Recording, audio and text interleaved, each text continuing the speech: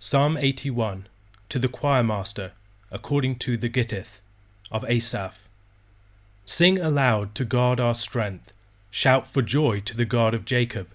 Raise a song, sound the tambourine, the sweet lyre with the harp. Blow the trumpet at the new moon, at the full moon, on our feast day. For it is a statute for Israel, a rule of the God of Jacob. He made it a decree in Joseph, when he went out over the land of Egypt. I hear a language I had not known. I relieved your shoulder of the burden. Your hands were freed from the basket. In distress you called, and I delivered you. I answered you in the secret place of thunder. I tested you at the waters of Meribah. Hear, O my people, while I admonish you. O Israel, if you would but listen to me. There shall be no strange god among you. You shall not bow down to a foreign god. I am the Lord your God, who brought you up out of the land of Egypt. Open your mouth wide, and I will fill it.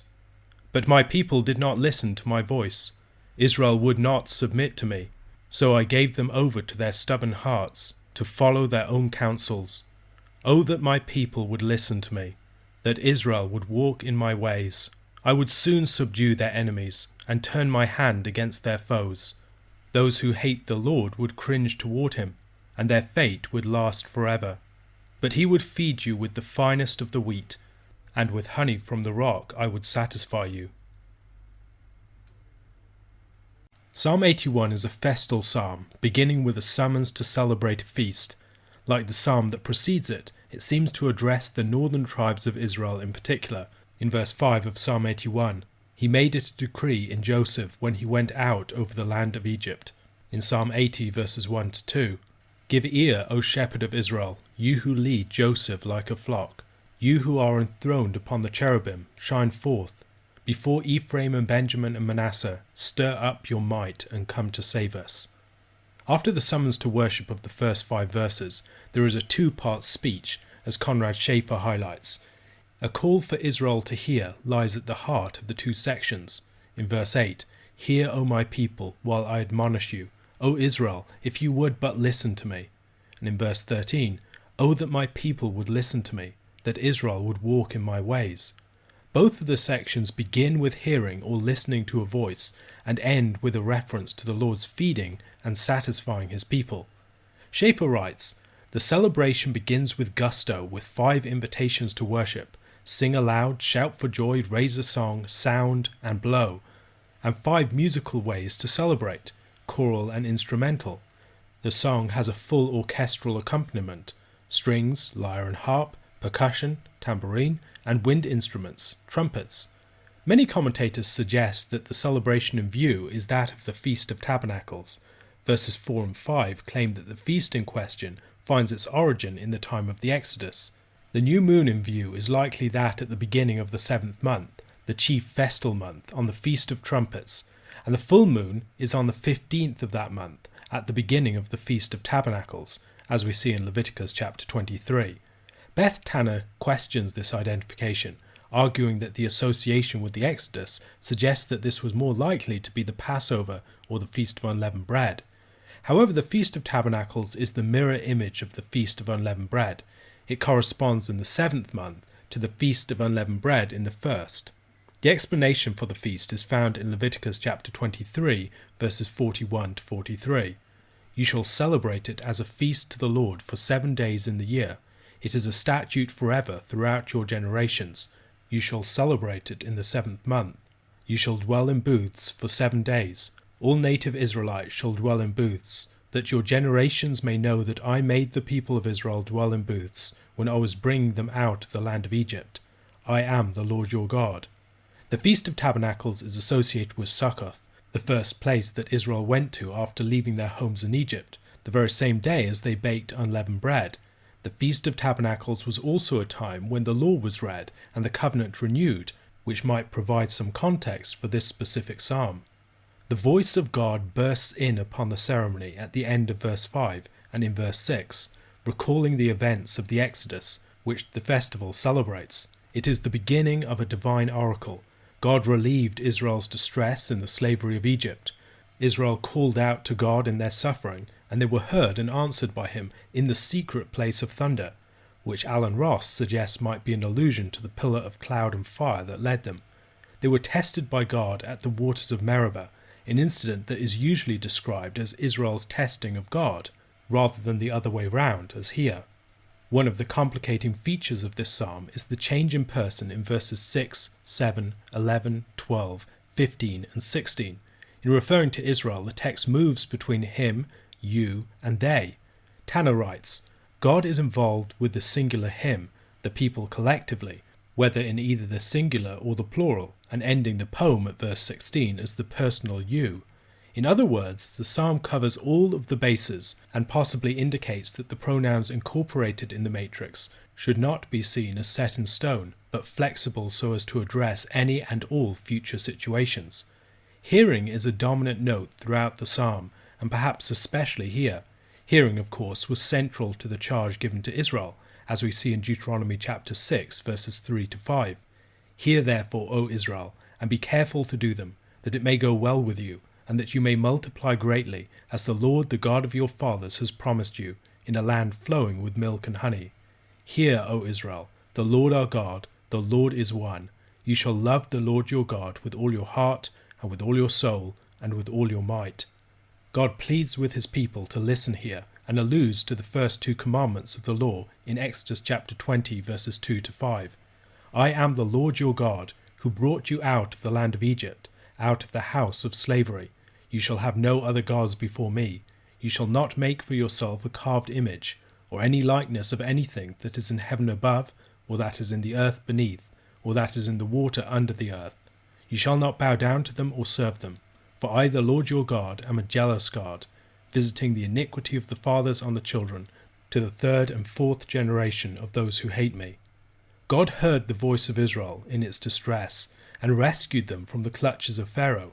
When he calls them to hear him, he is calling them to hear the one who heard them. The profound ungratefulness of the people is implied here. Pleading with Israel to hear, and alluding to the first two commandments, should also be recognized as a gesture towards the law more generally. The first two commandments are the heading of the 10, and the entire body of the commandments. If they would only open their mouths, the Lord would graciously fill them, providing them with what they need, much as he did during their time in the wilderness, with the manna and the quail. The reference here to the provision of food might also fit in with the significance of the Feast of Tabernacles as a harvest festival. In Israel's stubbornness, they refused to listen to the voice of God or to submit to him. They rejected him, so he surrendered them to their own stubborn ways, to their own destruction. God laments that they refused to listen. If they would only listen and turn to him, he would subdue their enemies and drive back those who prey upon them. Their foes would be the Lord's foes, and their fate would be fixed. In contrast to them, Israel would be bountifully fed from the Lord's hand, enjoying the good gifts of God's land in faithful enjoyment of his presence and his provision. A question to consider. Set at the time of a feast, Psalm 81 presents Israel with their sin and challenges them to hear the voice of the Lord, to turn and to know the Lord's blessing. What are some of the ways in which Israel's festivals were calculated to inspire repentance and recommitment on the part of the nation? Acts chapter 24 verse 24 to chapter 25 verse 12. After some days Felix came with his wife Drusilla, who was Jewish, and he sent for Paul and heard him speak about faith in Christ Jesus. And as he reasoned about righteousness and self-control and the coming judgment, Felix was alarmed and said, "Go away for the present. When I get an opportunity, I will summon you." At the same time, he hoped that money would be given him by Paul, so he sent for him often and conversed with him. When 2 years had elapsed, Felix was succeeded by Porcius Festus, and desiring to do the Jews a favour, Felix left Paul in prison. Now 3 days after Festus had arrived in the province, he went up to Jerusalem from Caesarea, and the chief priests and the principal men of the Jews laid out their case against Paul, and they urged him, asking as a favour against Paul that he summon him to Jerusalem, because they were planning an ambush to kill him on the way. Festus replied that Paul was being kept at Caesarea, and that he himself intended to go there shortly. So, said he, let the men of authority among you go down with me, And if there is anything wrong about the man, let them bring charges against him. After he stayed among them not more than 8 or 10 days, he went down to Caesarea. And the next day he took his seat on the tribunal, and ordered Paul to be brought.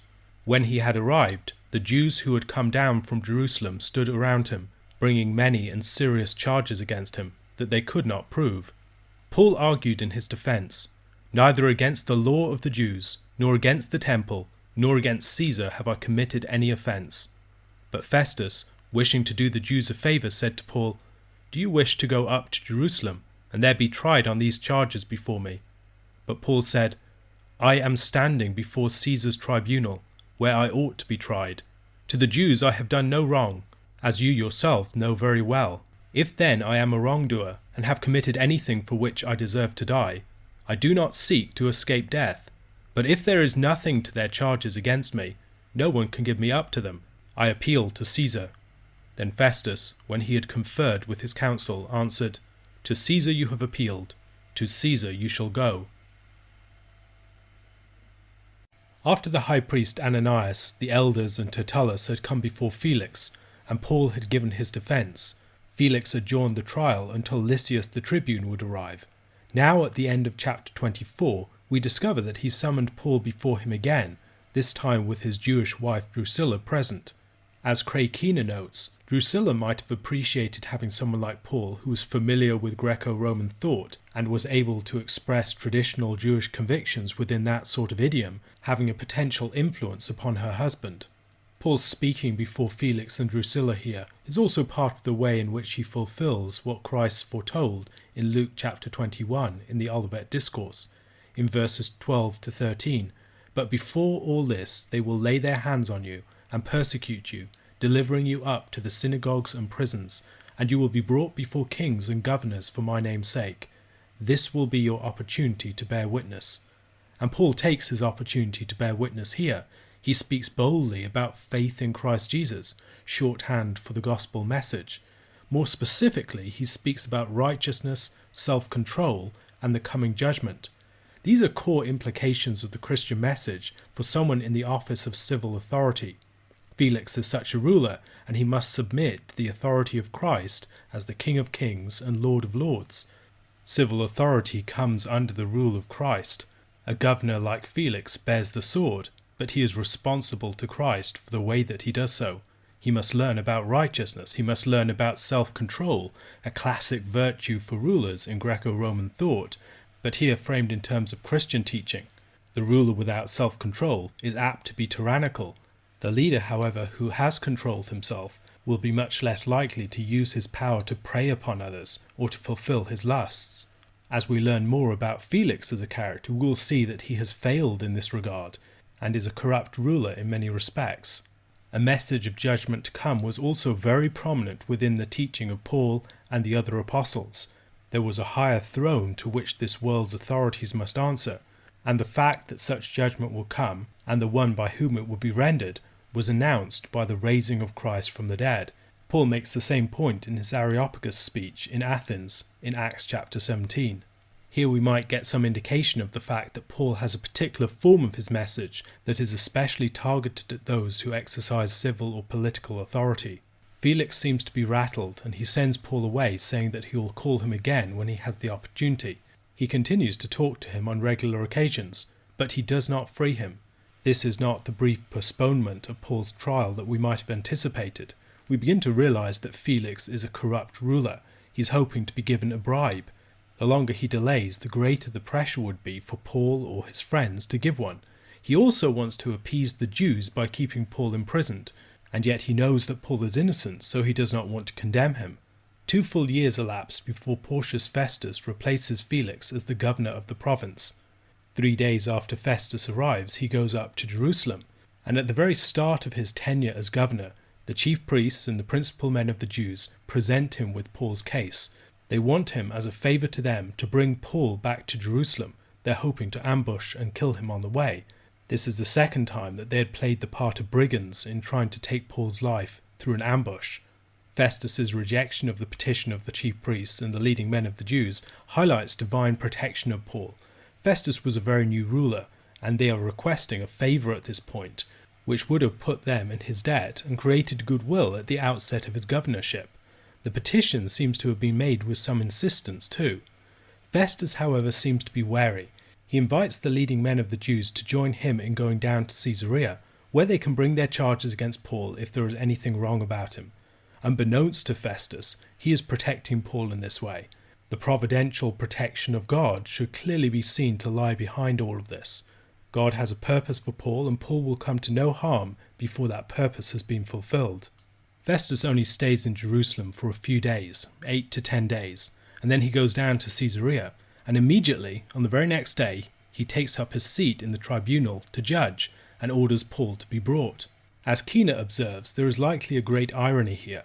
There was quite likely a backlog of cases after Felix's tenure as governor. As we have seen, he used his power to imprison people as a means of extracting bribes. However, the Jewish authorities concerned to get rid of Paul actually leads Festus to expedite his case and to deal with him immediately. The Lord actually uses the enemies of Paul to move his case up the queue. What's more, seemingly as a result of this expediting of his case, he gets to speak to Agrippa and Bernice shortly afterwards. It is possible that Luke had access to Roman archives. There were carefully kept records, and speeches would be of similar length to those that we see in this chapter. Festus is accompanied by a number of Jews from Jerusalem, who come to present the case against Paul. They take a very confrontational tone, but they cannot prove their charges. Paul's response gives some indication that both Jewish and Roman legal concerns are at play. Is Paul a rabble-rouser among his own people, opposing the law, the people, and the temple, as he was accused of a few chapters ago? Is he seditious against Caesar? He insists that both are not the case. He's a good Jew, and he's a good citizen. The Jews had earlier asked of Festus that Paul be brought to Jerusalem to be tried there. Although Festus was wary, he still wishes to do the Jews a favour in offering him a trial in Jerusalem. He might be suggesting a Jewish proceeding over which he presides. But Paul recognises that the Jews are not to be trusted.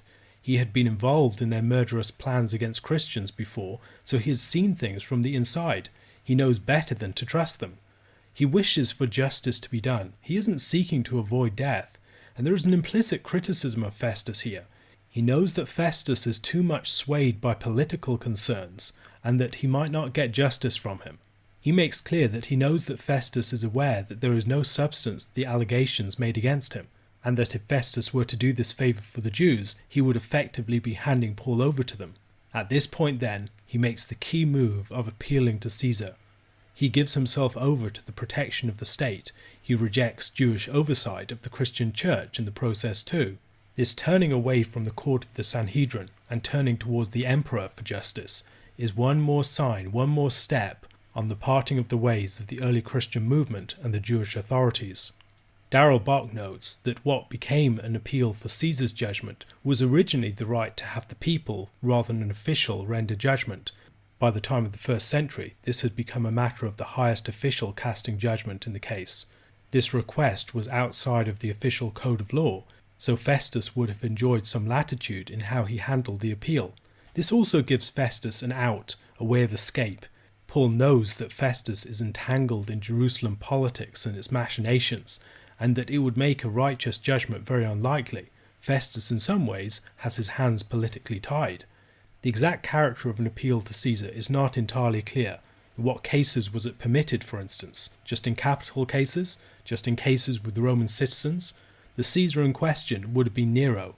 Paul isn't necessarily expecting to find justice, but he knows that his chances would likely be greater. Throughout the book of Acts, Paul shows great shrewdness in the way that he approaches Jewish authorities and Roman authorities, the way that he will take advantage of certain laws, the way that he will use certain situations to his advantage. He is adaptable and resourceful, always alert to clever ways in which he could turn things to his favour. In Paul's appeal to Caesar, he is doubtless thinking about something else though. In Acts chapter 23 verse 11, the Lord had declared to him, "Take courage, for as you have testified to the facts about me in Jerusalem, so you must testify also in Rome." He knew that the Lord wanted him to go to Rome, and this would be a way of precipitating that movement. A question to consider. Considering Paul's teaching in his epistles, what do you imagine that his message to Felix concerning righteousness, self-control, and the coming judgment might have contained?